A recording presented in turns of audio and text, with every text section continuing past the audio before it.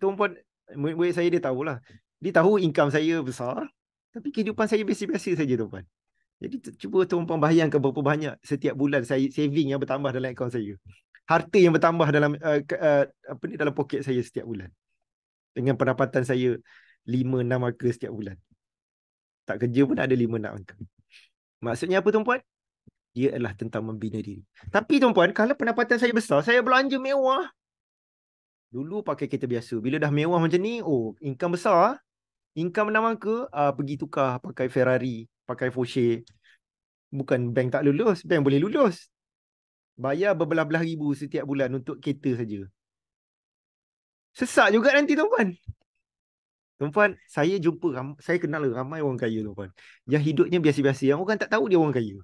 Kekayaan dia boleh pakai Porsche, boleh pakai Ferrari, tapi bergerak sana sini pakai Azia.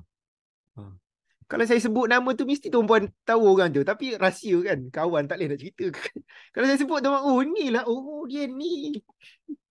Saya tahu dia jutawan. Tapi kawan kan, geng kita bincang tentang bisnes, saya support bisnes dia minta idea dapat ni, saya tahu dia orang kaya.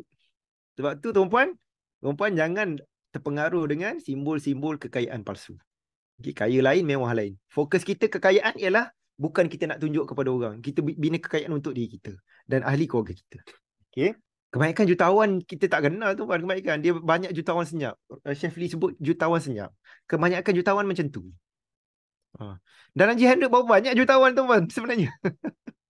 Tapi semuanya biasa-biasa, humble je. Buat biasa, humble, belajar. Tapi dia jutawan, saya tahu. Dan dalam G100 pernah ada sharing. Saya target saving 30 kilo emas. Baru saya bawa ada 15 kilo. Itu cerita emas saja tau. Jangan cerita harta lain. Cuba tuan-puan kira 15 kilo tu berapa? Dia terlepas cakap. Dia terlepas cakap dia baru ada 15 kilo. Cuba kira 15 kilo. Berapa? Emas saja 4.5 juta. Emas saja. Jangan cerita harta lain. 4.5 juta. Dia terlepas cakap dalam training. Itu FMD janda tu. Tapi hidup biasa-biasa saja tuan-puan. Okay.